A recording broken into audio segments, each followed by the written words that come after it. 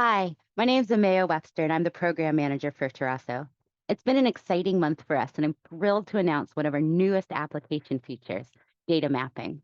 With this new feature, you can upload a data file with latitude and longitude columns, and you'll be able to quickly and easily create a map.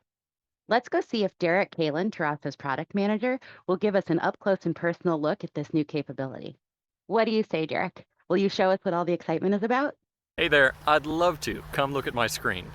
As you can see, I'm logged into my Terraso account. Since you're here about our new features, I'm assuming you're already familiar with the basics of Terraso, so I won't go over that now. If not, you might want to check out our Intro to Terraso video first to make sure that you're comfortable with the general platform. We're really excited about this new mapping capability. It really opens up the functionality of Terraso. This is how it works. So I'm going to go to my landscape. You can see that I'm here and logged in on the home screen. So I'm going to show you my landscape. I'm going to log into my landscape called Rocky Hill. This is my hometown in Connecticut. And I'm going to scroll down to the shared files module where my colleagues and I have been uploading files relevant to Rocky Hill. And I'm going to look particularly at this last file called known bike racks in Rocky Hill. I want to make a map out of this because it is a data set that has a column for latitude and a column for longitude, and I want to see where the bike racks are in my town. I'm going to click Make Map, and then I'm going to go through a very simple 5-step process. The first step is identifying what data file I want to visualize. The tool will filter your existing data files and just show you Excel and CSV files. I can then select that I want to work with known bike racks in Rocky Hill. It does a little guesswork and assumes that the columns with latitude in the name are the latitude column, and the column with longitude in the name is the longitude column. But if that's not correct, you can click in and select any column that you think is appropriate. And then you can select the data that you want to reveal. So you can select all columns or just some of the columns. In my case, I don't want to show every single column in my data set.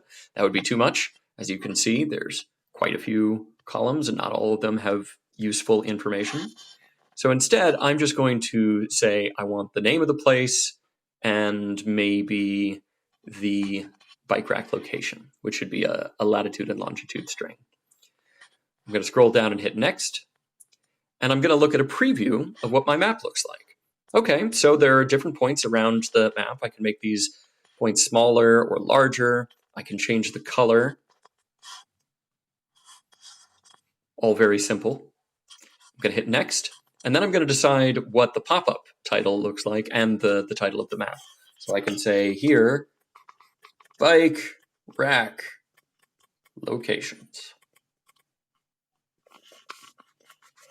And then if I want, I can make the pop-up title the name of the place, and then have the lower title be the name of the location. Now, here's the preview. Here's what my map will look like to other people who take a look at it. And you can see that if I click in on any individual point, it'll show the name. Here's Moser School and the location with latitude and longitude. Here's Rocky Hill High School. And here's the community center. This all looks right to me. I'm going to zoom out a little bit so that other people will have a bigger view of my town, which is possible. And then I'm going to hit the Publish button. Great. Now, this video or this map is available to anybody else who wants it. I can download a PNG, or I can share the link via email, Facebook, WhatsApp, or I can just copy the link. We are really excited. That's mapping. This is one of the 2 features that we released in this past quarter. If I go back to my landscape, I can see that the map I just created is now available so that anybody in my landscape can access the file. And over time, we're going to be building on this and making these maps more discoverable, making it more possible to interact with these maps. It's really exciting, and you're just seeing the first step in our big mapping journey. Thank you, Derek. And thank you for watching this video. Feel free to like and subscribe to get updated on our newest features as they come out. Bye.